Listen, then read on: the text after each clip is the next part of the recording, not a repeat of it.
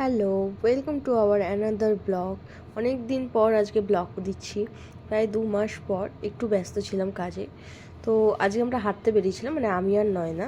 দেখো, আর আমরা হাঁটতে হাঁটতে চা খাওয়ার জন্য স্টপেজ দিই। আর চা খেয়ে মনে হয় আমাদের আলাদাই এনার্জি হয়ে গেছিলো। আমরা জগদ্দল স্টেশন থেকে হাঁটতে হাঁটতে শ্যামনগরে গঙ্গার ঘাটে দুজনে চলে এসেছিলাম। তারপর ভুট্টা কিনে আমরা একটু বসে পড়েছিলাম গঙ্গার ঘাটে, একটু ছবি তুললাম, গল্প করলাম, সাথে একটু ভুট্টাও খাচ্ছিলাম।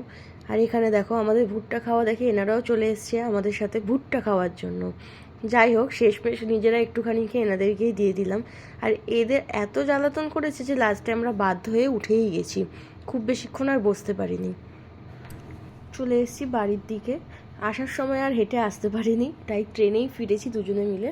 তাড়াতাড়ি একটু চলে এসেছি, কারণ আমাদের আবার এরপর অন্য একটা প্ল্যান ছিল, তার জন্য বাড়ি এসে ঝটপট রেডি হয়ে নিয়েছিলাম, কারণ যাওয়ার কথা ছিল নয়নাদের বাড়িতে। আর আমাদের আজকে প্ল্যান ছিল যে আমরা সবাই এক জায়গায় বসে বেশ অনেকক্ষণ ধরে আড্ডা দেবো, জমিয়ে গল্প করবো, আর খাওয়া দাওয়া তো সাথে থাকবেই একটু। ওদের বাড়িতে এসে আমরা সবাই মিলে নয়নার বিয়ের ভিডিও দেখছিলাম, আর এদিকে সাথে চলছিল ফুচকা খাওয়া। যদিও ফুচকা খাওয়ার আগে কিন্তু আমরা দই বড়া, পাপড়ি চাট, তার আগে কফি, প্যাটিস, প্রায় অনেক কিছু খেয়ে নিয়েছিলাম। যাই হোক, ব্লগটা আজকে এইটুকুনি রাখছি।